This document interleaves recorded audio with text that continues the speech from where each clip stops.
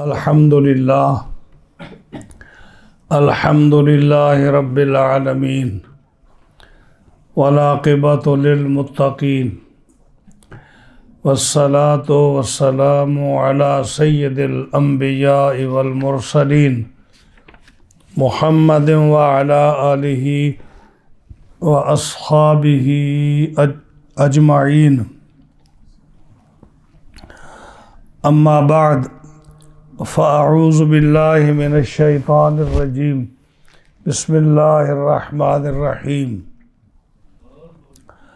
مثل الذين حملوا التوراة ثم لم يحملوها كمثل الحمار يحمل أسفارا بئس مثل القوم الذين كذبوا بآيات الله والله لا يهدي القوم الظالمين. قل يا أيها الذين هادوا إن زعمتم أنكم أولياء لله من دون الناس فتمنوا الموت إن كنتم صادقين ولا يتمنونه أبدا بما قدمت أيديهم والله عليم بالظالمين. قل إن الموت الذي تفرون منه فإنه ملاقيكم ثم تردون إلى عالم الغيب والشهادة فينبئكم بما كنتم تعملون. صدق اللہ مولانا العظیم وبلغنا رسولہ النبی الکریم الامین ونحن علی ذلک لمن الشاہدین والشاکرین والحمد للہ رب العالمین.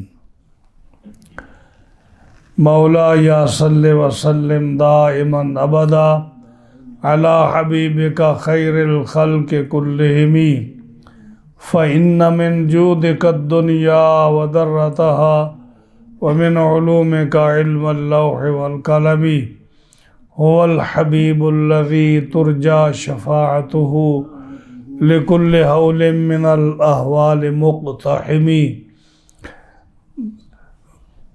فإن فضل رسول الله ليس له حد فيعرب عنه ناطق بفمي. محمد سید الکونین والثقلین والفریقین من عرب ومن عجم فاق النبیین فی خلق وفی خلق ولم یضانوه فی علم ولا کرم. دعمت دعته النصارى في نبيهم واحكم بما شئت مدحا فيه واحتكمي. فمبلغ العلم فيه أنه بشر وأنه خير خلق الله كلهم. ثم الرضا عن أبي بكر وعن عمر وعن عثمان وعن علي وعن عثمان ذي الكرم والآل والصحب والتابعين لهم ثم التابعين لهم أهل التقى والنقى في الحلم والكرم. یا رب بالمصطفیٰ بلغ مقاصدنا واغفر لنا ما مضى یا واسع الکرم. جاءت لدعوته الاشجار ساجدة تمشي إليه على ساق بلا قدم فاغفر لناشدها واغفر لقارئها سألتك الخير يا ذا الجود والكرم. مولاي صل وسلم دائما ابدا على حبیبک خیر الخلق کلہم.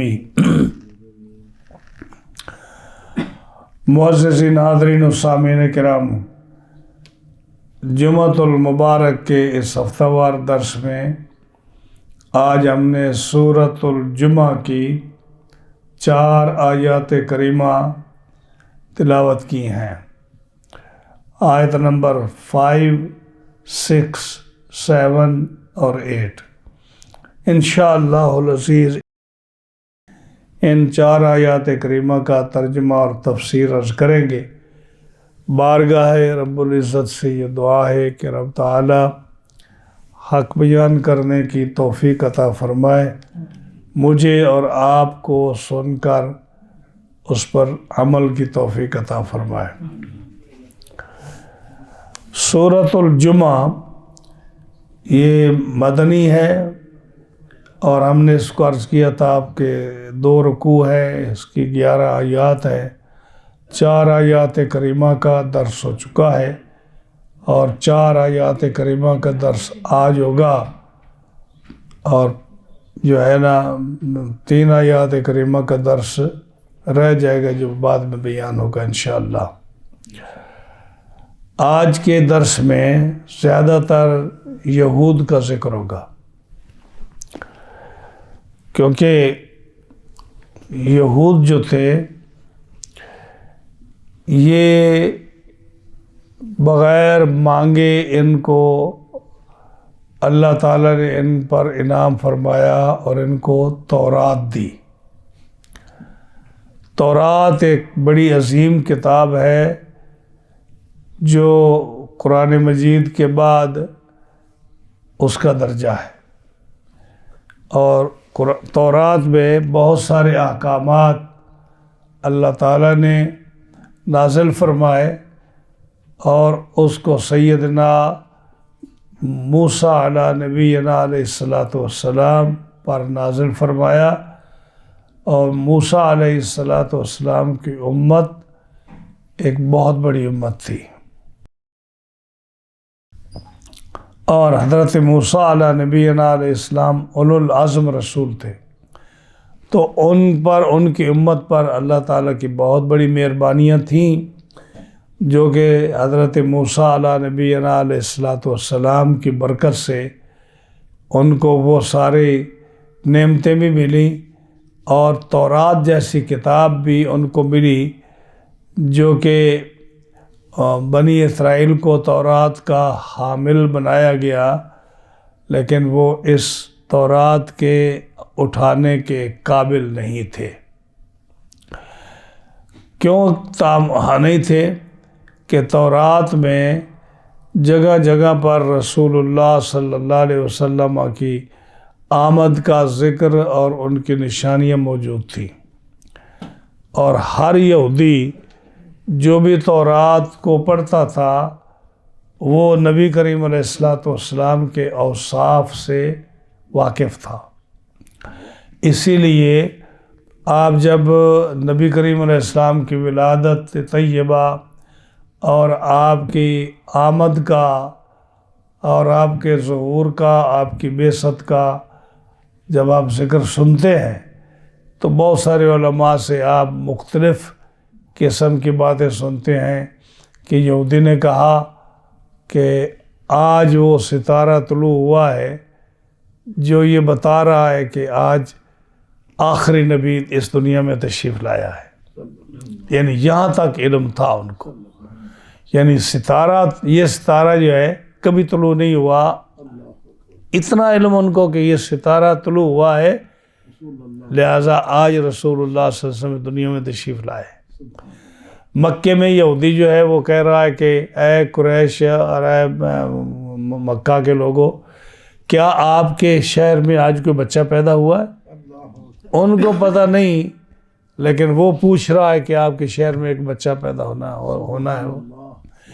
جب رسول اللہ صلی اللہ علیہ وسلم اپنی والدہ کے ساتھ مدینہ منورہ گئے، اور اپنے ننیال کے گھر میں آپ رہتے تھے، اور وہاں سوئمنگ پول تھا، اس میں جب آپ تیرتے اور غسل کرتے، کھیلتے، تو 2 یہودی ان کو غور سے دیکھتے، اور وہ کہتے ایک دوسرے کو یہ وہی ہے، یہ وہی ہے، یہ وہی ہے، یہ وہی ہے۔ تو حضرت ام ایمن کو جب شک پڑا، تو حضرت ام ایمن چونکہ حضرت عبداللہ کی لونڈی تھی، اور وہ ساتھ گئی تھی حضرت سیدہ آمنہ کے ساتھ، ہر وقت حضور کے ساتھ رہتی تھی، ان کی حفاظت کے لیے ان کے خیال رکھتی تھی۔ اس نے جب یہ فیل کیا کہ یہ 2 جو ہے ان لوگوں کی باتیں جو ہے نا وہ شک والی ہے، اور یہ مجھے خطرناک لگتے ہیں، تو یہ سبب تھا کہ حضور کو لے کر حضرت آمنہ واپس جلدی مکہ مکرمہ آ گئی۔ اندازہ لگائیے کہ یہود کو کتنا علم تھا، اور جب وہ بیت المقدس سے نکالے گئے اور ان پر وہ عذاب آیا بخت نصر کا اور دوسرا اس رومن جو بادشاہ تھا اس کا، تو وہ جو ہے وہاں سے بھاگے اور انہوں نے کہا کہ ہماری جو ہے ہجرت گاہ وہ مدینہ منورہ ہوگی جہاں کھجوروں کے چونٹوں کے، وہاں کیوں ہوگی کہ وہاں اللہ کا آخری نبی آئے گا۔ ہاں جی، حضرت سلمان فارسی کو وہ جو اس کے ربائی تھے وہ بتاتے تھے کہ یہ وقت ہے ان کے نزول کا، نشانیاں پوری ہو چکی ہیں۔ حضور صلی اللہ علیہ وسلم جب سیریا گئے ہیں تجارت کے لیے، تو وہ راہب جو ہے جو بحیرہ تھا وہ خود حضور کے پاس آ کر کہتا ہے کہ مجھے اپنی جو ہے نا مہر نبوت شریف دکھائیے۔ ہاں جی، اور وہ ابو طالب کو کہتا ہے کہ ان کو لے کر جلدی واپس چلے جائیے۔ یعنی ایسا علم اس وقت کے علماء میں، یہود میں، تو یہ جو تھا نا یہ تورات کی برکت تھی کہ جس کے اندر جگہ جگہ پر رسول اللہ صلی اللہ علیہ وسلم کی آمد کا ذکر تھا، اور ان لوگوں کو تورات کا حامل بنایا گیا۔ یعنی ان کو حامل کا مطلب یہ ہے، حضرت عبداللہ بن عباس کی تفسیر ہے کہ حامل کا مطلب ہے ان کو کفیل بنایا گیا، یعنی ان کو ذمہ دار ٹھہرایا گیا کہ تم تورات پر عمل کرنے کی ذمہ واری ہے تمہارے اوپر۔ لیکن انہوں نے، وہ ایسے لوگ تھے، انہوں نے کہا کہ اگر نبی آیا بنی اسرائیل سے تو ہم مانیں گے، بنی اسرائیل کے علاوہ اگر کسی اور قوم کا نبی آیا تو ہم نہیں مانیں گے، چاہے وہ خدا کا بھیجا ہوا کیوں نہ ہو۔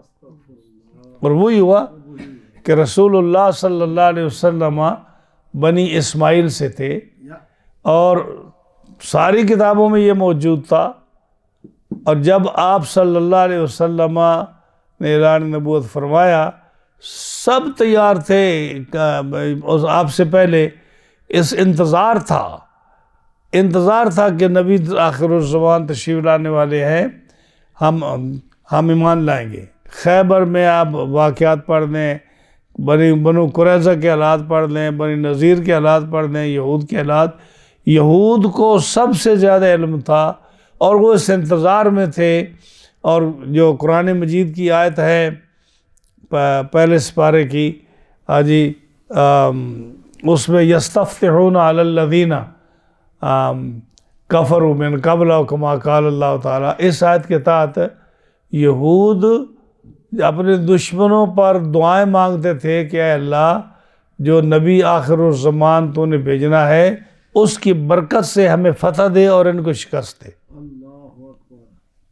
اندازہ لگائے کتنے ان کو علم تھا، ایک ایک لحظہ حضور کا انتظار تھا، ایک ایک وصف کا ان کو علم تھا۔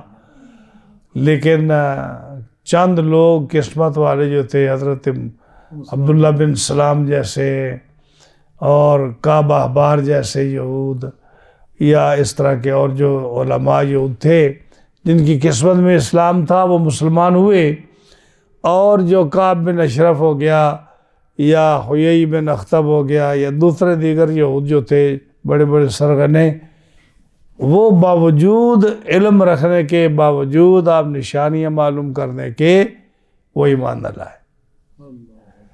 جب ایمان نہ لائے تو اللہ تعالیٰ نے کیا فرمایا کہ اے یہود، تم کو ہم نے حامل بنایا تھا تورات کا، کہ تم تورات پر عمل کرو گے، اس کی ذمہ واری لوگے، جو رسول اللہ صلی اللہ علیہ وسلم کی نشانیاں ہیں ان پر عمل کرو گے، اور میرے نبی صلی اللہ علیہ وسلم پر ایمان لاؤ گے۔ لیکن تم تو گدھے سے بھی بدتر نکلے، گدھے سے بھی بدتر نکلے۔ کیسے کہ گدھے پر اگر بڑی بڑی کتابیں لاد دی جائیں تو اس کو کوئی عالم تو نہیں کہتا، کہ کہتا ہے کوئی؟ کیوں کہتا؟ کیوں نہیں کہتا؟ کہ وہ احمق ہے، بے بہرہ ہے، یعنی کسی کو اگر جہالت میں اور ان پڑھ ہونے میں اور بے عقل ہونے میں اور اہم بے وقوف ہونے میں اگر کسی کو مثال دی جاتی ہے تو کیا گدھے کے ساتھ دی جاتی ہے نا. تو اللہ نے فرمایا کہ تم یہود جو کتابیں لیے پھرتے ہو اپنے سینیگاگ میں اور اپنے عبادت گاہوں میں، اور تم ہر وقت جو ہے اپنے مذہب کی رٹ لگاتے ہو، وجہ کتاب لے کر پھرتے ہو، تو اگر تم نے کتاب پر عمل نہیں کرنا، اگر تم نے اس کی ذمہ داری نہیں اٹھانی، اگر تم نے جو کچھ ہمارا حکم ہے کہ ہمارے نبی صلی اللہ علیہ وسلم پر ایمان لے آؤ، اگر تم نے وہ نہیں لانا تو تم تو گدھے سے بھی بدتر ہو، تم گدھے سے بھی بدتر ہو. کہ فرمایا مثل الذین حملوا التوراۃ، ہاں جی، ان کی مثال یعنی یہود کی مثال جن پر تورات رکھی گئی تھی، یعنی ان کو حامل بنایا گیا تھا، انہوں نے مانگی نہیں تھی، ان کو تو بغیر مانگے کہ بنی اسرائیل کو یہ تورات مل گئی. ہاں جی، تو ان کو تورات کا حامل بنایا گیا، ثم لم یحملوها، لیکن انہوں نے اس کی پاسداری نہ کی، انہوں نے اس کا فائدہ نہ اٹھایا، انہوں نے اس پر عمل نہ کیا. لم یحملوها نہیں اٹھایا اس کو، یعنی اس نے اس کا پریکٹس نہیں کی، عمل نہیں کیا. کمثل الحمار، تو ان کی مثال ایسی ہو گئی جیسے گدھا یحمل اسفارا، اٹھاتا ہے بہت ساری کتابیں. اسفار جمع صفر کی ہے، اور صفر کہتے ہیں بہت بڑی کتاب کو. بہت بڑی کتابیں جو آپ نہ اٹھا سکیں، آپ گدھے پر لاد دیں، تو اب گدھا جو ہے اس کے اوپر کتابیں لدی ہوئی ہیں، تفسیریں لدی ہوئی ہیں، حدیثیں لدی ہوئی ہیں، تو اس کو کیا کہو گے آپ؟ یہ عالم بن گیا. جیسے گدھا کتابیں اٹھانے سے عالم نہیں بنتا، اسی طرح یہود جو تھے اللہ کی کتاب تورات جس کے اندر سارے قوانین موجود تھے اور طبیان لکل شے تھی، اس میں ہر چیز کا بیان تھا، یہود اس کو اٹھائے پھرتے ہیں، سینیگاگ میں لے جاتے ہیں، اس کو ہر وقت پڑھ کر جھومتے ہیں، لیکن جب اس پر عمل نہیں کرتے تو کیسے ہو گئے؟ گدھے کی طرح ہو گئے، بلکہ اس سے بھی بدتر ہو گئے. ہاں جی، اور بئس مثل القوم الذین، بلکہ فرمایا بیسا، بیسا کا لفظ جو آتا ہے نا، یعنی اس کا مطلب اس سے بھی بدتر. بیسا، ہاں جی، بیسا کا لفظ معنی کیا ہے؟ یعنی اس سے بھی بدتر. گدھا تو پھر بھی اٹھا کر اپنے منزل مقصود تک پہنچا دیتا ہے کتابیں، تم تو اس سے بھی آری ہو گئے. فرمایا بیسا مثل القوم الذین کذبوا بآیات اللہ، کیا ہی بری مثال ہے ان لوگوں کی جنہوں نے اللہ کی آیتیں جھٹلائیں. یعنی ان کی حالت یہ تھی کہ جہاں دیکھتے نا رسول اللہ صلی اللہ علیہ وسلم کی تعریف ہے، شان ہے، تو اس آیت کو کھرچ کر مٹا دیتے. ہاں جی، اس پر ایسے ہاتھ رکھ دیتے تاکہ کسی کو پتہ نہ چلے. یہ ربائی جو تھے، یہ جیسے قرآن نے فرمایا کہ لا تشتروا بآیاتی ثمنا قلیلا، اور چند ٹکوں کے بدلے میں اللہ کی آیتوں کو نہیں بیچو، تم بیچو نہیں. ہاں جی، کیا کرتے تھے؟ جو 2 کلو 4 کلو جو لے کر، کھجوریں جو 2-4 کلو لے کر قرآن تورات کی آیت کو بدل دیتے. اللہ نے فرمایا وَلَا تَشْتَرُوا بِآیَاتِی، میری آیتوں کو بیچو نہیں. ہاں جی، ثمناً قلیلا، چند ٹکوں کے بدلے میں تم اس کی خرید و فروخت نہ کرو، ان کی بیع شراء نہ کرو. تو فرمایا کہ جو اللہ کی آیتوں کو جھٹلاتا ہے، ہاں جی، کذبوا بآیات اللہ، اللہ کی آیتوں کو جھٹلاتا ہے، وہ کون ہے؟ بئس مثل القوم، وہ سب سے بری قوم ہے. اور اس کے فرمایا واللہ لا یہدی القوم الظالمین، یہ ظالم لوگ ہیں جو اللہ کی آیتوں کو بدلتے ہیں، ظالم لوگ، کبھی اللہ ان کو ہدایت نہیں دے گا. کتنا زمانہ گزر گیا، ہاں جی، ان کو ہدایت نہیں. دوسرے لوگ مسلمان ہو گئے، ان میں کوئی ورلہ مسلمان ہوگا، ان کو اللہ ہدایت ہی نہیں عطا فرمائے گا. تو یہ جو تھے اتنے بڑے عالم ہونے کے باوجود، اتنی کتابیں پڑھنے کے باوجود، ان کے دل میں نفرت اور حسد اور بغض تھا رسول اللہ صلی اللہ علیہ وسلم کے بارے میں، اس لیے یہ ایمان نہیں لائے۔ اب جب یہ ایمان نہیں لائے تو ان کو کیوں نہیں ایمان لائے؟ اس کی وجہ یہ ہے، قرآن مجید نے چند ایک مقامات پر ذکر فرمایا۔ ایک تو یہ کہتے تھے نحن ابناء اللہ و احباؤہ، یہ کہتے ہیں ہم اللہ کے بیٹے ہیں، نحن ابناء اللہ، ہم اللہ کے بیٹے ہیں، و احباؤہ، اور اللہ کی لاڈلی قوم ہیں، بڑے پیارے ہیں اللہ کے۔ یہ ان کا دعویٰ تھا، یہ قرآن مجید پر بتا رہا ہے، نحن ابناء اللہ و احباؤہ۔ دوسرا یہ کہتے تھے لن يدخل الجنت الا من کان ہودا او نصارا، جنت میں تو اور کوئی داخل ہو ہی نہیں سکتا، کون داخل ہوگا؟ یہودی یا عیسائی۔ لن يدخل الجنت، ہرگز لن يدخل الجنت، ہرگز جنت میں داخل نہیں ہوگا، الا من کان ہودا، مگر وہ جو یہودی ہوگا، او نصارا۔ یہ دیکھ لو کتنا بڑا دعویٰ ہے۔ تیسرا ان کا دعویٰ تھا کہ ٹھیک ہے ہمارے اندر خامیاں ہوں گی، کچھ چھوٹے بڑے گناہ ہوں گے، لیکن ہم اللہ کے پیارے ہیں، تو ہمارا جہنم سے کیا واسطہ؟ اگر ہم گئے بھی صحیح، لن تمسنا النار الا ایام معدودہ، ہمیں آگ نہیں چھوئے گی، ہمیں آگ مس نہیں کرے گی مگر چند گنتی کے دن ہے۔ ہاں دیکھو کتنے تینوں دعوے، دیکھو کتنے بڑے، کہ اگر تو ہم جنت کے وارث ہم ہی ہیں، لن يدخل الجنت الا من کان ہودا و نصارا، جنت میں تو اور کوئی جا ہی نہیں سکتا، ہم ہی جائیں گے۔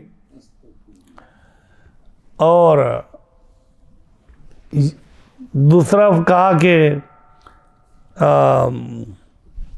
نحن ابناء اللہ و احباؤہ، ہم اللہ کے بیٹے ہیں، اللہ کی پیاری قوم ہے، لاڈلی قوم ہے، ہم جو مرضی کرتے پھرے ہمیں۔ اب اگر تھوڑا غور کیا جائے تو لاڈلی قوم تو تھی، ہاں جی، من و سلوہ اتر رہا ہے، حکم ہوتا کہ اس کو جوڑ کر سنبھال کر نہیں رکھو، نہیں تو نہیں آئے گا، تمہیں تازہ مل جائے گا، ہاں جی، اور بٹیر اور جو ہے نا میٹھا جنت کا کھانا، سبحان اللہ، ہاں جی، ہر ایک کو اس کے گھر پہنچ جائے گا۔ کوئی یہاں تو ڈاکیے جو ہے وہ میل میں غلطی کھا جاتے ہیں، لیکن اللہ کا فرشتہ جنت کا تو ہم بھیجنے میں غلطی نہیں کرے گا، ہر گھر پہنچ جائے گا، سنبھال کے نہیں رکھنا اس کو۔ ہاں جی، 12 قبیلے تھے، ہر قبیلہ کہتا جی ہم تو اپنے چشمے سے پانی پئیں گے، ہم دوسرے چشمے سے کیوں پئیں؟ تو اسنا عشرہ تھا، اللہ نے فرمایا کہ 12 چشمے رب تعالیٰ نے موسیٰ علیہ السلام کے عصا سے پیدا فرمائے، 12 چشمے، کیونکہ 12 قبیلے تھے۔ ہاں جی، بچہ پیدا ہوتا ہے تو کپڑا ساتھ پیدا ہوتا ہے، رات ہوتی ہے تو روشنی کے ستون اتر آتے ہیں، ستون جو ہیں وہ ان کی روشنی میں لوگ رہتے ہیں، کپڑے میلے نہیں ہوتے۔ ہاں جی، سارے دن کیا کرتے ہیں؟ جنگل میں ادھر پھر ادھر پھر، ہاں جی، کھایا اور بس جو ہے نا موجیں کی۔ لاڈلی قوم تو کو تھی، ہاں جی، سب سے بڑا مسئلہ تو فوڈ کا ہی ہوتا ہے نا، اور فوڈ کی ان کے لیے پرواہ نہیں تھی، تو وہ کہتے ہیں بڑی لاڈلی قوم ہے، لاڈلی تو تھی، لیکن بندر اور خنزیر بھی تو وہی بنے نا، کونوا قردۃ خاسئین۔ اللہ نے فرمایا ہے داؤد علیہ السلام کی قوم کو صرف جو سیٹرڈے کو مچھلیاں پکڑتے تھے اور ان کو منع تھا، فرمایا کہ پھر بندر اور خنزیر بن جاؤ، وہ ہو گئے۔ تو لاڈلی قوم تھی تو اللہ نے پکڑ بھی ایسے کی ان کو۔ ہاں جی، پھر دیکھیں کہ امت مصطفیٰ صلی اللہ علیہ وسلم، ہم تو سمجھتے ہیں کہ اس سے لاڈلی قوم اور قوم نہیں ہوگی۔ ہمارا جو جہاں تک مطالعہ ہے، ہم یہ کہتے ہیں کہ یہ سب سے لاڈلی قوم ہے۔ ہاں جی، سب سے لاڈلی قوم ہے، جن کو اللہ تعالیٰ نے قیامت تک رکھا کہ قیامت تک یہ امت رہے گی، جن کے لیے فرمایا کہ تم اگر گناہ نہیں کرو گے تو میں اور قوم لے آؤں گا۔ ہاں جی، یعنی اگر تم گناہ نہیں کرو گے میں اور قوم لاؤں گا جو گناہ کرے گی، پھر مجھ سے معافی مانگے گی تو میں خوش ہوں گا کہ مجھ سے کوئی معافی مانگ رہا ہے۔ ہاں جی، کیسی شان، یہ لاڈلی قوم تو یہ ہوئی نا۔ ہاں جی، اعلیٰ حضرت فرماتے ہیں کہ جب قیامت کا دن ہوگا تو کئی لوگ ایسے بھی ہوں گے جن کا کوئی گناہ نہیں ہوگا، جیسے سیدنا ابو بکر صدیق ہے رضی اللہ تعالیٰ عنہ۔ یعنی جب اللہ تعالیٰ غضب اور جلال میں ہوگا اپنی صفات قاہرہ جباریہ اور جبار اور قہار کے ساتھ، تو کون سامنا کرے گا؟ ہاں جی، کوئی نہیں جائے گا۔ تو حضور کس کو بھیجیں گے؟ ابو بکر صدیق کو بھیجیں گے، ہاں جی، جن کا کوئی گناہ ہی نہیں ہوگا۔ تو جتنی مرضی انویسٹیگیشن کر لو۔ ہاں جی، نبی کریم صلی اللہ علیہ وسلم نے ایک دن جمعے کے دن فرمایا، جمعے کے بعد فرمایا کہ آج روزہ کس کا ہے؟ سارے خاموش۔ ابو بکر صدیق نے کہا حضور میرا روزہ ہے۔ پھر فرمایا آج مریض کی بیمار پرسی کس نے کی ہے؟ سارے خاموش ہیں۔ سیدنا ابو بکر صدیق حضور میں نے کی ہے۔ پھر فرمایا آج کسی مسلمان کے کفن دفن میں کون شریک ہوا ہے؟ سارے خاموش۔ ابو بکر صدیق نے کہا میں۔ ہاں جی، پھر فرمایا آپ نے کہ آج کس شخص نے صدقہ کیا ہے کسی غریب فقیر پر؟ سارے خاموش۔ ابو بکر صدیق کا میں نے کیا۔ فرمایا جس میں یہ چار صفات جمع ہو جائیں وہ جنتی ہے۔ تو سیدنا ابو بکر صدیق کو جب بھیجیں گے اللہ کی بارگاہ میں، تو جب گناہ ہی کوئی نہیں ہوگا اور ہر طرف ایسی ایسی نیکیاں ہوں گی، ایسی ایسی نیکیاں ہوں گی، رب تعالیٰ کا جلال رحمت اور کرم میں بدل جائے گا۔ جی، تو اعلیٰ حضرت فرماتے ہیں کہ جب رسول اللہ صلی اللہ علیہ وسلم شفاعت کے لیے نکلیں گے نا، تو ایک ایک سے پوچھیں گے اچھا تو مجرم ہے، تیرے گناہ ہیں، تیرے گناہ ہیں، تیرے گناہ ہیں۔ ایک ایک کے پاس جب جائیں گے تو اب جن کے گناہ نہیں ہوں گے ان کو کون پوچھے گا؟ ان کے پاس تو نہیں جائیں گے کہ وہ تو آلریڈی بخشے ہوئے ہیں۔ تو اس وقت جو ہے نا اعلیٰ حضرت فرماتے ہیں کیا ہی رونق افزا شفاعت ہے تمہاری واہ واہ۔ یعنی آپ کی شفاعت کتنی قدر و منزلت والی ہے، کیا ہی رونق افزا شفاعت ہے تمہاری واہ واہ، قرض لیتی ہے گناہ پرہیزگاری واہ واہ۔ پرہیزگار جن کا کوئی گناہ نہیں ہے وہ اس وقت گناہ گاروں سے گناہ مانگتے پھریں گے کہ ہمیں ایک آدھ گناہ دے دو، ہمیں چند گناہ دے دو کہ حضور ہماری طرف بھی توجہ فرمائیں کہ یہ بھی گناہ گار ہیں، ہم اس کی شفاعت کریں۔ اب تمہارا گناہ کوئی نہیں تو آپ ہماری طرف توجہ ہی نہیں کرتے کہ یہ تو بخشے ہوئے ہیں۔ تو لاڈلی قوم کون سی ہوئی؟ لاڈلی قوم یہ ہے، لاڈلی قوم یہ ہے جس کے لیے فرمایا کہ جب تب تم وما کان اللہ معذبہم وہم یستغفرون، کہ جب تک یہ لوگ استغفار کرتے رہیں گے نا گناہ قریب، عذاب اللہ کا قریب بھی نہیں آئے گا۔ ہاں جی، سبحان اللہ۔ تو ان کو یہ بڑا فخر تھا یہود کو کہ ہم بڑی لاڈلی قوم ہے۔ لاڈلی قوم تو سرکار کی ہے۔ یہ موسیٰ علیہ السلام کی قوم تھی نا۔ موسیٰ علیہ السلام نے اللہ سے عرض کی، جب دیکھا نا انبیاء نے امتیں دیکھی نا، حضور نے پہلی امتوں کو دیکھا، پہلے نبیوں نے حضور کی امت کو دیکھا تو واچ کیا ایک دوسرے کی امت کو۔ موسیٰ علیہ السلام نے دیکھا کہ ایک امت ہے جس کے سینوں میں تورات ہے اور انجیل ہے، یعنی اس وقت تو قرآن نازل نہیں ہوا تھا نا، تو یعنی اللہ کا کلام۔ ایک ایسی قوم ہے جس کے سینوں میں اللہ کا کلام محفوظ ہے. یعنی حدیث میں آتا ہے کہ تورات اور انجیل کے الفاظ موجود ہیں. تو مراد اس سے قرآن تھا. قرآن تو اس وقت نازل نہیں ہوا تھا. ایسی قوم جس کے سینوں میں تورات اور انجیل موجود ہے، اور بنی اسرائیل میں تو کوئی حافظ تھا نہیں. بنی اسرائیل میں تو صرف نبی حافظ ہوتے تھے کتاب کے، عوام تو نہیں ہوتی تھی. اب عوام دیکھا کہ سینوں میں قرآن موجود ہے، یعنی تورات انجیل موجود ہے، قرآن موجود ہے، تو کہا یا اللہ یہ امت مجھے دے دے جس کے سینوں میں قرآن ہے، جس کے سینوں میں اللہ کا کلام ہے. یا اللہ یہ امت مجھے دے دے. اللہ نے فرمایا تل کا امت احمد، یہ تو میرے احمد مصطفیٰ کی امت ہے، آپ کو کیسے دوں. ہاں جی. پھر دیکھا کہ ایسی امت ہے جو حمادون ہے، الحمدللہ ہر وقت کہتی ہے، اللہ کی حمد، اللہ کی ثناء. ہاں جی. کھانا کھانے لگے تو الحمدللہ، کھانا کھا چکے تو الحمدللہ، کسی حال پوچھا تو الحمدللہ، جو تکلیف آئی تو الحمدللہ، کوئی پریشانی ہوئی تو الحمدللہ. حمادون، اللہ کی حمد کرنے والی امت. دیکھا کہ ہر بندے کی زبان پر الحمد ہے، کہا یا اللہ یہ امت مجھے دے دے.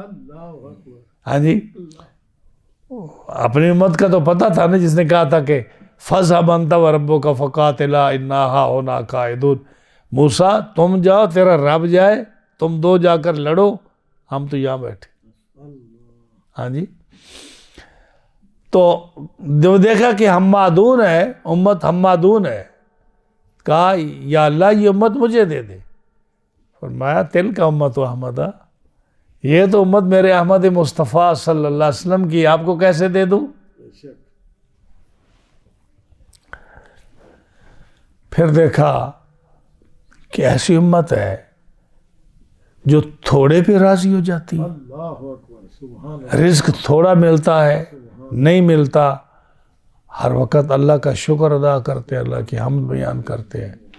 یا اللہ یہ کیسی قوم ہے کہ جو تکلیف میں بھی، مشکلات میں بھی، کھانے کے نہ ملنے میں بھی، مشکل حالات میں بھی تیری رضا کے ساتھ راضی ہے، تیری حمد و ثنا کر رہے ہیں. یہ امت مجھے کیا اپنی امت کا پتہ تھا نا کہ لڑتے تھے کہ ہم ایک دوسرے سے چشمے سے پانی نہیں پئیں گے، ہم دوسرے کا کھانا نہیں کھائیں گے، ہمیں ملے کھانا علیحدہ ملے، پانی علیحدہ ملے. ہاں جی. کہا کہ یہ امت مجھے دے دے. فرمایا تل کا امت و احمدہ، یہ تو امت میرے احمد مصطفیٰ صلی اللہ علیہ وسلم کی ہے. تھوڑے پہ راضی ہو جاتا. کتنے اوصاف جو صاحب علامہ سیوطی نے خصائص کبریٰ میں حدیث نقل کی ہے، کتنے اوصاف ذکر کیے امت مصطفیٰ صلی اللہ علیہ وسلم کے، اور ہر دفعہ کہا کہ یا اللہ یہ امت مجھے دے دے. فرمایا تیری امت نہیں ہے، یہ میرے محبوب کی امت ہے. تو لاڈلی امت کون سی ہوئی؟ ہاں جی. لاڈلی امت تو یہ ہوئی.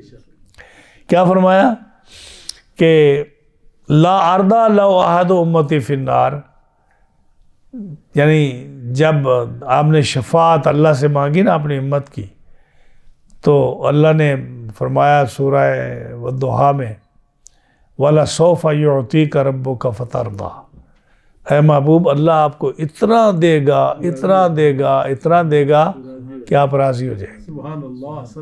تو آپ نے جواب میں کیا فرمایا؟ لا ارضا لو احد امتی فی النار، اگر میرا ایک امتی بھی جہنم میں ہوگا میں اللہ سے راضی نہیں ہوگا. تو لاڈلی امت کون سی ہوئی؟ یہ امت لاڈلی ہے، یہ امت لاڈلی ہے. اور فرمایا صحابہ کو، فرمایا میرے جبہ لے جاؤ اویس کرنی کے پاس. ہاں جی. اور ان سے جا کر کہو کہ میری امت کے لیے دعا کریں. حالانکہ وہ مشکات شریف کی حدیث ہے. آپ ایک دفعہ مکہ مکرمہ سے مدینہ منورہ آ رہے تو ایک وادی میں آپ ٹھہرے، آپ نے بڑی لمبی نماز پڑھی، دعا کی، تو پھر فرمایا کہ میری امت کا 1/3 اللہ تعالیٰ نے بخش دیا. سبحان اللہ. پھر شروع ہو گئے دعا میں اور عبادت میں، اور پھر دوسری دفعہ فرمایا میری امت کا رب تعالیٰ نے 1/3 اور یعنی 2/3 جو ہے نا وہ بخش دیا. پھر دعا میں مشغول ہوئے اور فرمایا اللہ نے میری امت کا جو پوری امت کو بخش دیا. تو امت تو بخشا لی آپ نے. اور پھر آپ کہتے ہیں ویسے کرنے کی طرف ان کی شان بیان کرنے کے لیے کہ جا کر ان سے کہو میری امت کے لیے دعا کریں. ہاں جی. اور پھر یہ شفاعت کی آیتیں اور شفاعت کی احادیث جو ہیں کہ میدان محشر میں آپ سر سجدے میں رکھیں گے. اللہ فرمائے گا محبوب سر اٹھائیے. ہاں جی. سجدے تو آپ نے دنیا میں بڑے کر لیے, اب سجدہ کیوں کرتے ہیں؟ ہاں جی. مانگیے جو مانگنا ہے, شفاعت کیجئے جس کی کرنی ہے, قبول کی جائے گی. ہاں جی. اور وہ جو مقام محمود ہے, عسیٰ ان یبعثک ربک مقام محمودا, مقام محمود آپ کو دیں گے ہم. مقام محمود ہے ہی وہ جو شفاعت کا جو ہے وہ مقام ہے جہاں شفاعت کا سہرا آپ کے سر ہوگا. مقام محمود ہے ہی وہی. تو امت تو یہ لاڈلی امت تو یہ ہے. بلیو می, لاڈلی امت تو یہ ہے کہ جو جتنے مرضی گناہ کرے شکل نہیں بدلے گی. ہاں جی. جتنے مرضی گناہ کرے اور اس کا جو ہے کوئی عذاب اللہ کی طرف سے وہ جو پہلی امتوں پر آتے تھے وہ عذاب نہیں آئے گا. تو لاڈلی تو یہ امت ہے. آپ کی امت بہت پیاری ہے. آپ یعنی آپ امت کو ہمیشہ آپ نے یاد رکھا, اپنی دعاؤں میں ہمیشہ یاد رکھا. جب پیدا ہوئے تو پیدا ہوا بچے کو کس چیز کا علم ہوتا ہے؟ حضرت عبد الرحمن بن عوف کی والدہ کہتی ہیں جب میں نے کان قریب کیا تو آپ کہہ رہے ہیں رب ہب لی امتی, اللہ میری امت کو بخش دے.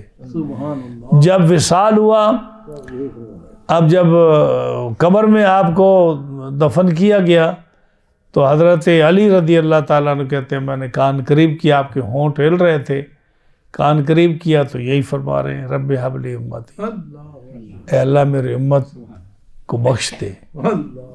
ہاں جی. ابو بکر صدیق کو دفن کیا گیا تو آواز آئی یا اللہ میری امت کے بوڑھوں کو ابو بکر کے صدقے بخش دے. ہاں جی. امت تو یہ پیاری ہے.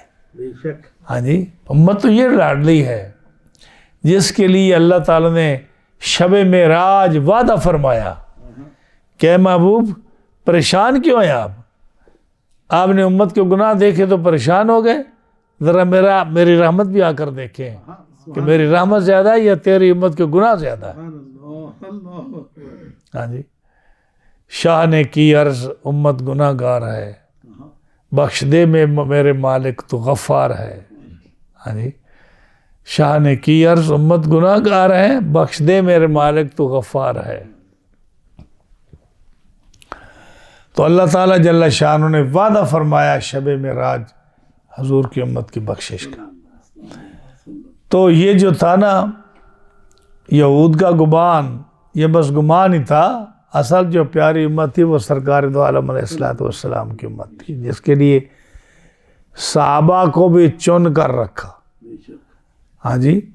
اللہ تعالیٰ نے جب مخلوق کو پیدا فرمایا نا, حضرت آدم علیہ السلام کی پشت میں جب تھے تو اپنے نور کی توجہ فرمائی تو جن پر نور پورا پڑا پوری قوت کے ساتھ اور وہ جو چمکے ان کو نبی بنا دیا, نبی اور رسول بن گئے. پھر توجہ فرمائی اور جس پر نور پڑا اس کو حضور کے صحابہ بنا دیا. جتنا جتنا نور کسی پر پڑتا گیا اس کو اولیاء اور مومنین بناتے گئے, اور جن پر نور نہیں پڑا وہ کافر رہ گئے.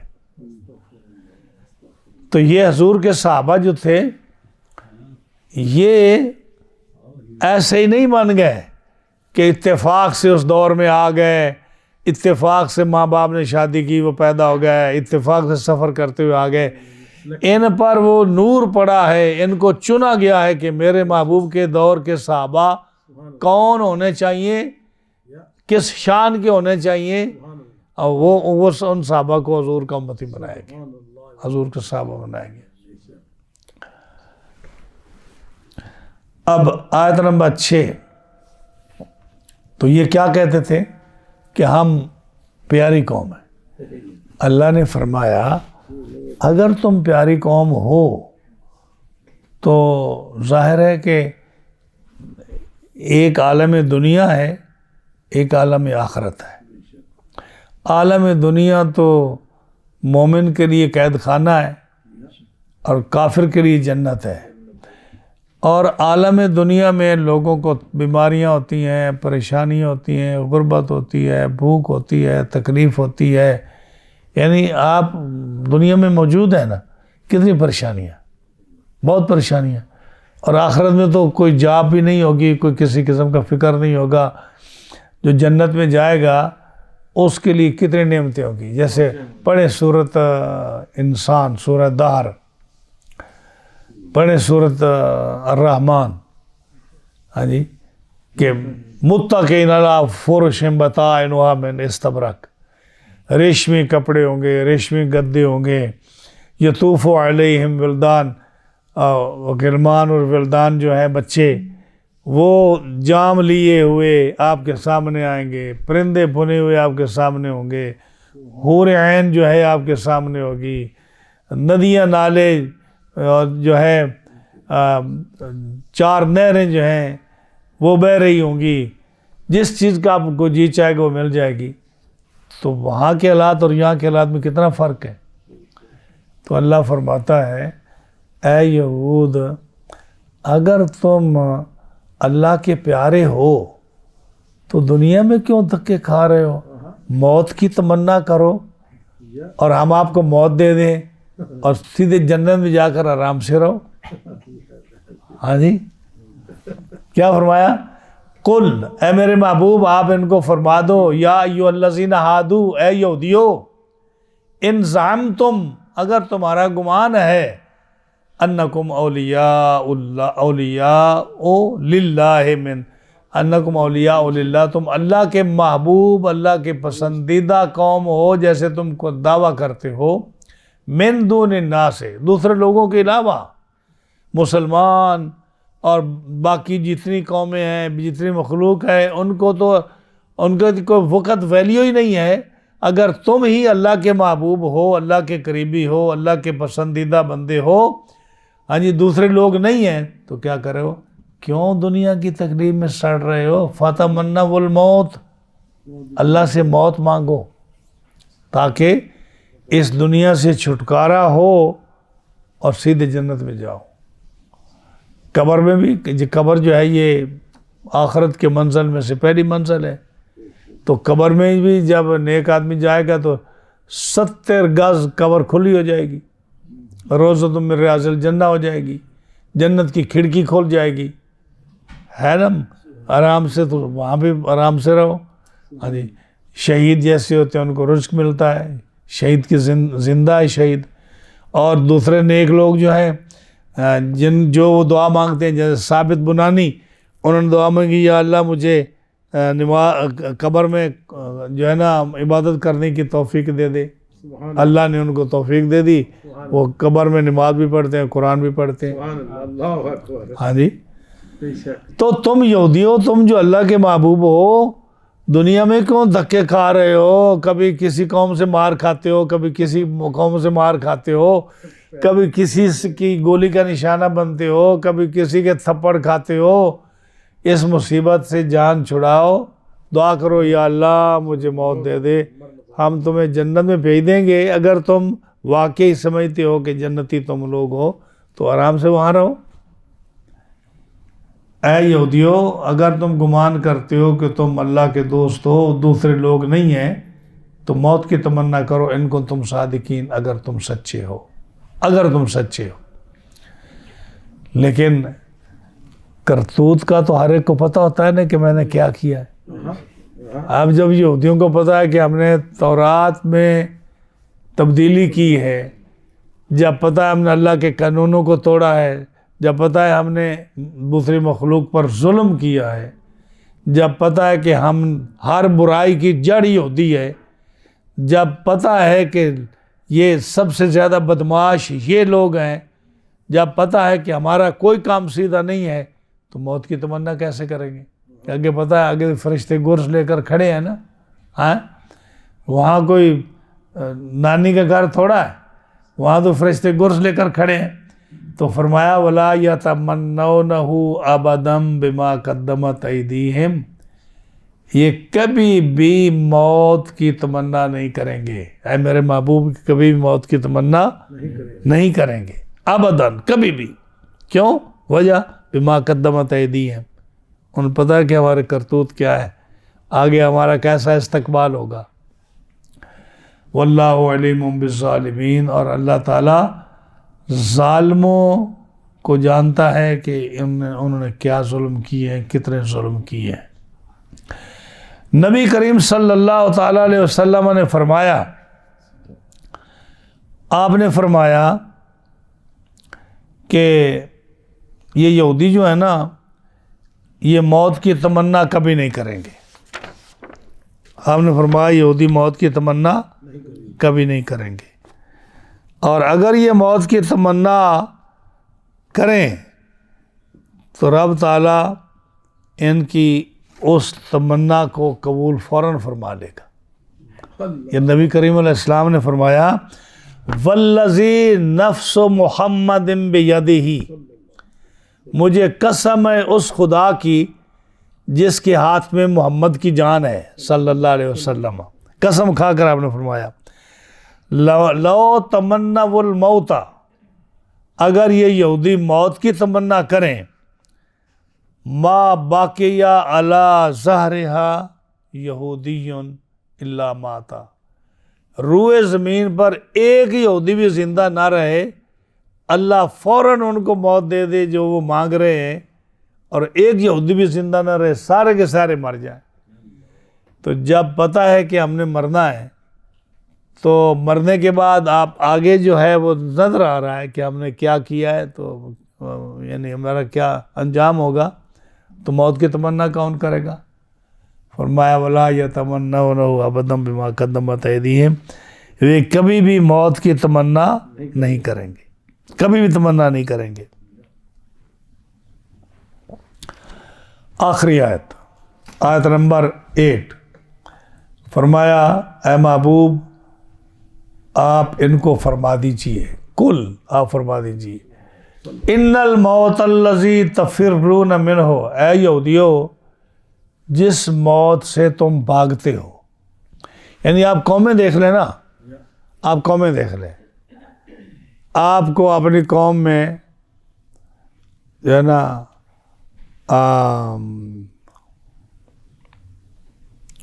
آپ کو اپنی قوم میں وہ جس نے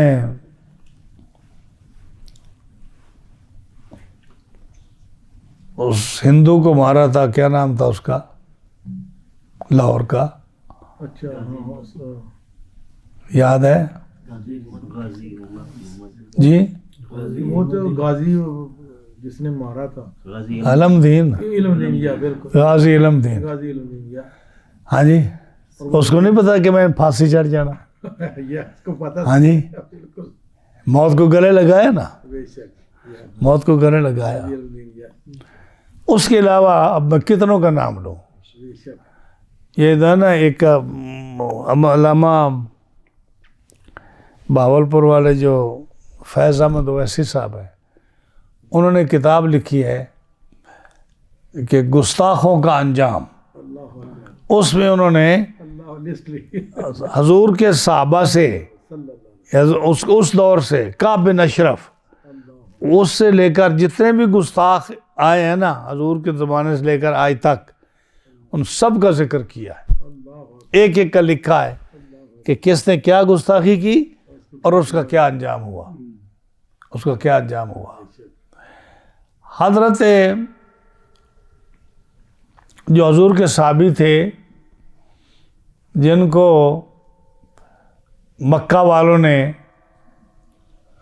خرید لیا تھا اور ان کو جو ہے پھانسی دے دی، تیروں کے ساتھ ان کو نشانہ بنا کر ان کو شہید کر دیا گیا تھا.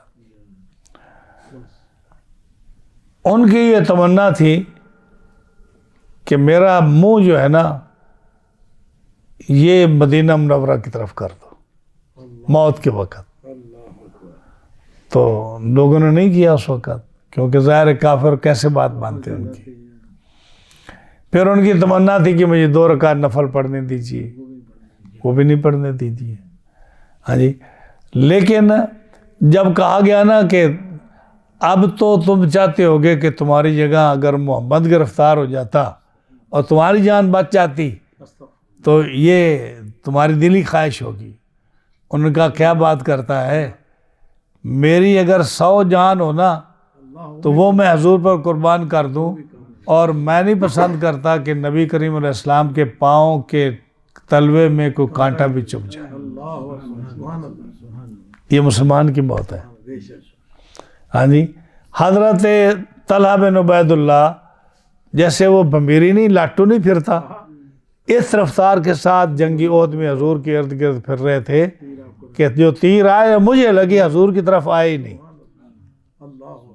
بازو شل ہو گیا. ہاں جی. حضور کے صحابہ ابو دجانہ، حضرت امیر حمزہ، مصعب بن عمیر، یہ صحابہ انہوں نے حضور پر جانیں قربان کی. ہاں جی. اور انہوں نے نہیں کہا کہ آپ جاؤ اور آپ کا رب جائے، ہم تو یہاں بیٹھے. حضور کی اس دور میں دیکھ لیں یا آج کے دور میں دیکھ لیں، اگر مسلمان کو اپنی جان حضور کے نام پر، حضور کے دین پر، حضور کے قرآن پر اگر جان دینی پڑ جائے، میرا نہیں خیال کہ کوئی مسلمان سوچے گا. یہ ہے سچائی، یہ سچائی. لیکن یہود ایسا نہیں کرے گا. ابھی کہیں کہیں لڑائی ہو رہی ہے نا، تو یہاں معلوم ہو رہا ہے کہ موت سے کون بھاگتا ہے، کون ڈرتا ہے، اور موت کو کون گلے لگاتا ہے. ہزاروں کی تعداد میں مسلمان مر جائیں لیکن انا للہ و انا الیہ راجعون پڑھ کر صبر کر لیتے ہیں. ان کا ایک مرتا ہے تو گھر میں ماتم اور پتہ نہیں کیا کیا ہو جاتا ہے. ہاں جی. تو فرمایا اے محبوب ان کو کہہ دو کہ وہ موت جس سے تم بھاگتے ہو، یعنی اگر تم نیک ہو نا اور تمہیں اچھا انجام ہے تو جنت تمہاری ہے، تو کیوں نہیں تمنا کرتے؟ لیکن تمنا نہیں کریں گے، بھاگیں گے. ہاں جی.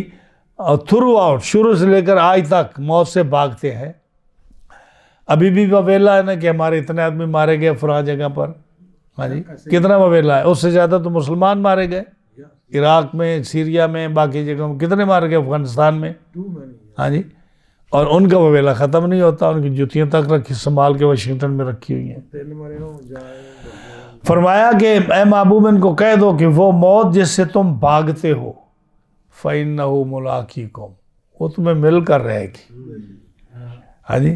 کوئی شخص ایسا ہے جس کو موت نہ آئی ہو؟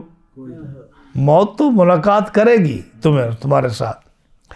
جب ملاقات کرے گی تو مر جاؤ گے تو پھر کیا ہوگا؟ ثُمَّ تُرَدُّونَ إِلَىٰ عَالِمِ الْغَيْبِ وَالشَّهَادَةِ، پھر تم اس کے ساتھ ملو گے، اس کے سامنے جاؤ گے، اس کے پاس بھیجے جاؤ گے جو چھپے حالات بھی جانتا ہے، جو ظاہری حالات بھی جانتا ہے، جو تمہاری نیتوں کو بھی جانتا ہے، تمہارے کردار کو بھی جانتا ہے، تمہارے ہر فعل کو جانتا ہے. عالم الغیب والشہادہ، جو ظاہری باطنی سب چیزیں جاننے والا، اس کے پاس جاؤ گے. جب اس کے پاس جاؤ گے تو پھر کیا ہوگا؟ فَيُنَبِّئُكُم بِمَا كُنتُمْ تَعْمَلُونَ، پھر تمہیں بتائے گا جو تم نے عمل کی ہے. ایک ایک بات کھول کر تمہارے سامنے رکھے گا کہ تم نے فلاں دن یہ کیا، فلاں دن یہ کیا، تمہیں جو کام کیا اس کی تمہیں خبر دے گا. اب یہاں ایک مسئلہ ہے جو میں ذکر کرتا چلوں. آیت میں فرمایا کہ وہ موت جس سے تم بھاگتے ہو، تو موت تمہیں مل کر رہے گی. اس کا مطلب یہ ہے کہ انسان کو موت سے بھاگنا نہیں چاہیے. انسان کو موت سے، یعنی آیت بتاتی ہے کہ موت سے نہ بھاگو، موت سے نہ بھاگو. کیا مطلب؟ کہ ایک جگہ گولیاں چل رہی ہیں تم وہاں سے نہ بھاگو. کیوں بھاگتے ہو؟ کہ موت تمہیں گولی نہ لگ جائے. ایک جگہ آگ لگی ہے پوری بلڈنگ میں، پوری فیکٹری میں، تم اندر ہو تو نہ بھاگو. ہاں جی. کیونکہ اگر بھاگو گے موت تو تمہیں مل جائے گی جہاں بھی ہے. ہاں جی، یہ مسئلہ سمجھانا ہے آپ کو کہ آیت کہتی ہے یہود کو کہ وہ موت جس سے تم بھاگتے ہو وہ موت تمہیں مل کر رہے گی اور تم اللہ کی بارگاہ میں حاضر کیے جاؤ گے. تو اس کا یہ مطلب نہیں کہ آدمی اپنی حفاظت نہ کرے. اگر آدمی اپنی تدبیر اپنی حفاظت کرتا ہے تو یہ مطلب نہیں کہ وہ موت سے بھاگ رہا ہے. نبی کریم صلی اللہ علیہ وسلم ایک دفعہ صحابہ کے ساتھ جا رہے تھے. ایک دیوار دیکھی جو ٹیڑھی تھی، ٹیڑھی دیوار تھی، یعنی وہ جھک گئی تھی، گرنے والی تھی. سمجھ آئی میری بات کی؟ دیوار تھی جو گرنے والی تھی. اب نبی کریم علیہ الصلوۃ والسلام جب اس دیوار کے پاس سے پہنچے تو آپ تیزی کے ساتھ اس جگہ سے گزر گئے. آپ تیزی کے ساتھ اس جگہ سے گزر گئے. تیزی کے ساتھ گزرے، اس کا یہ مطلب ہوا کہ آپ بھی موت سے بھاگ گئے. ہاں، آپ بھی موت سے بھاگ گئے؟ نہیں، آپ نے تدبیر فرمائی ہے کہ جہاں ایسا خطرہ ہو وہاں جان بوجھ کر اپنی جان کو ہلاکت میں نہ ڈالو. مثلاً اگر آگ کہیں لگی ہے تو تمہیں چاہیے کہ اگر آگ کہیں لگی ہے تو تم اس جگہ سے اپنا بچاؤ کرو، اس جگہ سے علیحدہ چلے جاؤ. اور اگر کہیں جگہ گولی چل رہی ہے تو وہاں سے بھی آپ جو ہے نا اپنی حفاظت کر لو. ہاں جی، اپنی حفاظت کر لو. ایک ہے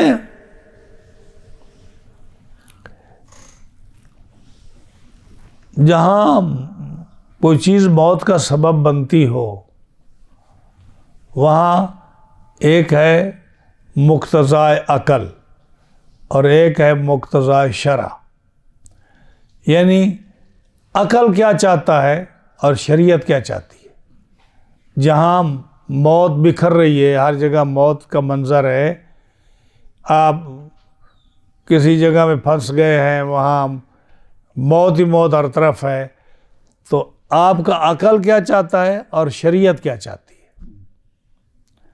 عقل یہ چاہتا ہے کہ اس جگہ سے بچ جاؤ، نکل جاؤ، اپنے آپ کو بچا لو. اور شریعت کیا چاہتی ہے؟ شریعت بھی یہی چاہتی ہے کہ جان کو خواہ مخواہ ہلاکت میں نہ ڈالو، آپ بچ جاؤ.